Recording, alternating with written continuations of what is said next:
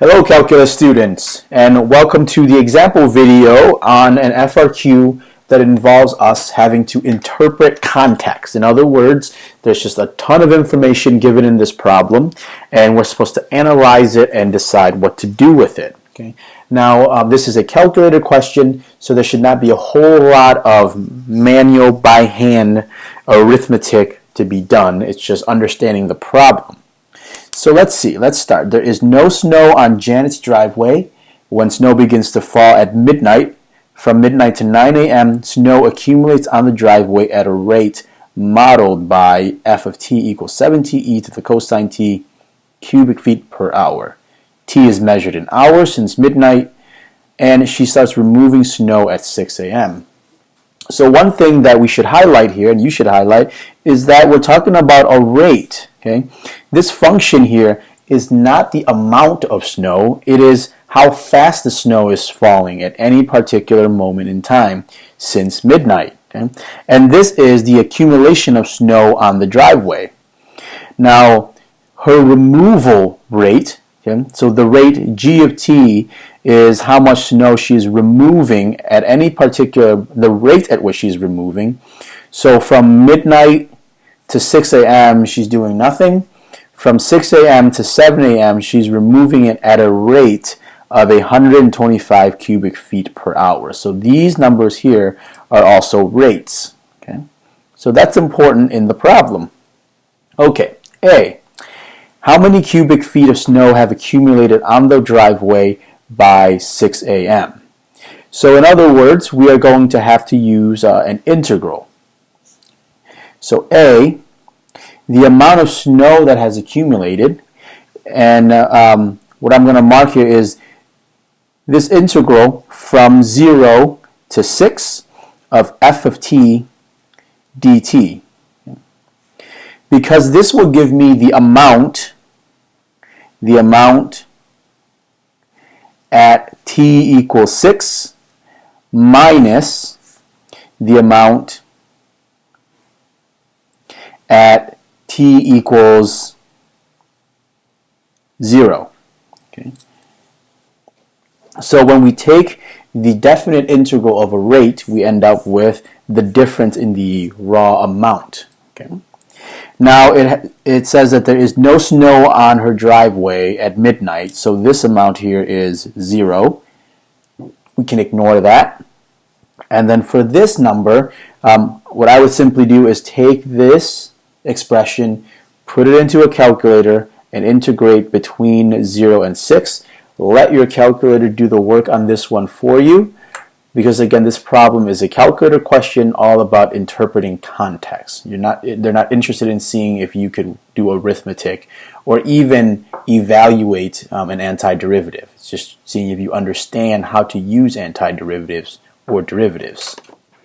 So once I type that into my calculator, I get 143.270 cubic feet. And be mindful of the units here. The question is asking about the amount, how many cubic feet are there. So it's not asking for a rate. All right. Okay, so now we can proceed with number 2, which asks, find the rate of change of volume of snow at 8 a.m. So this is an instantaneous number here. This is not an average, is not an amount. This is the rate of change, and the instantaneous rate of change in the volume of snow. So this is really the rate of accumulation minus the rate of removal. So how much snow we're gaining, how fast are we gaining snow minus how fast we are losing snow. And again, you don't have to show these little phrases here, but it's just good to write them for yourself so you understand. The AP exam does not require necessarily that you write this. What it requires is really showing the next part here. So the rate of accumulation, this is at 8 a.m., so this is at t equals 8, since time is measured as hours since midnight. So the rate of accumulation is f of 8 minus the rate of removal, which is g of 8. So f of 8, let your calculator do that for you, is simply taking 8 and plugging it into this function right here. G of 8, well, at 8, we're in this zone right here. Okay. When t is 8, it's between 7 and 9, so this is 108. And when I type all that into my calculator, I get approximately negative 59.582. And it doesn't ask for the units, but it's good to write it anyways. This is cubic feet per hour. So in other words, at 8 hours, or 8 a.m., we are losing more snow than we are gaining. So the snow removal is working faster than the amount of accumulating snow. Alright, so let's continue on and let's look at some more difficult questions now, which is let h of t represent the total amount of snow. Okay, so now we're talking about the amount. So you see how these questions are set up. They give you some information about the rate and they ask you some information about the amount. So the amount of snow in cubic feet that Janet has removed. Okay, so this is not dealing with how much she has, how much is accumulated. This is dealing with g of t only. So we're only worried about, we're only going to use g of t only. We're not interested in how much it has accumulated. It's just all about how much she has removed. Okay. Well, let's see. H of t is going to be a piecewise function, and the pieces are going to be determined exactly as it was for g of t, because h of t represents the amount of snow removed and g of t represents the rate at which it's being removed. So first, from 0 to 6, so between midnight and 6, she's not doing anything. There's no snow being removed at all. So the total amount, the rate at which she's removing is 0. In other words, there's no removal going on. So the total amount removed is 0. That's very simple. Then, between 6 a.m. and 7 a.m., the rate at which it's being removed is 125 cubic feet per hour. So we want to express the total amount. And so this is a rate multiplied by the time, okay, or how much time has elapsed. Now we have to be careful here because h of t represents hours since midnight.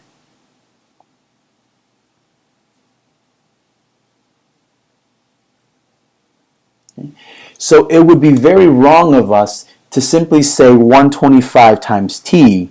It needs to be 125 times t minus 6, because this t minus 6 is the hours since you started removing snow at a rate of 125. Before 6 a.m., nothing gets removed. Okay? So, for example, if you put, I'm going to do just a side note here. So, an example, when t equals 7, right, that means you've been working, you're removing snow for really only 1 hour, okay? Because from 0 to 6 a.m. you do nothing. At 7, by the time 7 a.m. has come around, you've only been removing snow for 1 hour. So you need to adjust here for this minus 6, so that when you plug in 7, you get 1 hour multiplied by the rate, and you get the total amount that you removed up to that time. And so now lastly, between 7 a.m. and 9 a.m., okay, well, let's see. Once you've made it to 7 a.m., you've removed a little bit of snow already. So far, you've removed 125 cubic feet of snow because you spent an hour between 6 and 7 a.m. removing snow. So plus the rate that you're removing snow, which is 108. Okay. And now, again, we have to be careful. This should be t minus 7. because the rate at which you remove snow at 108 only applies after 7 a.m. It doesn't apply any other time before that. So for example, another example over here, when t equals 9, okay, that means you've only been removal at the 108 cubic feet per hour rate for 2 hours. Okay. You haven't been, the snow removal hasn't been going at 108 cubic feet per hour since midnight. It's only been doing that for 2 hours, since 7 a.m. So we have to make these little adjustments here. And you see this question is almost an algebra question, almost, because it's really not interested in you doing any special calculations, just understanding the context of the problem. So with that in mind, now we can wrap up the question here with part D, which asks how many cubic feet of snow are on the driveway at 9 a.m. Well, let's see. First, we have to say how much accumulation occurred. Okay, so the total amount of accumulation between 0 and 9, and this is t. T equals 0 and t equals 9. And then minus, subtract the amount removed. Okay. Well, the accumulation between 0 and 9 is the integral from 0 to 9 of f of t dt. Again, let your calculator do this work. Now minus, how much snow was removed between 0 and 6? Nothing.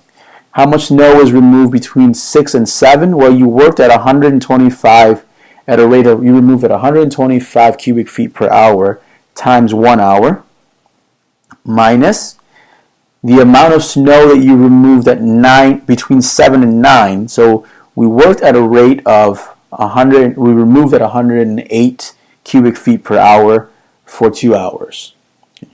So all of this comes out to about 26.335 cubic feet of snow. Okay, so this is how the raw amount that's on there. Okay.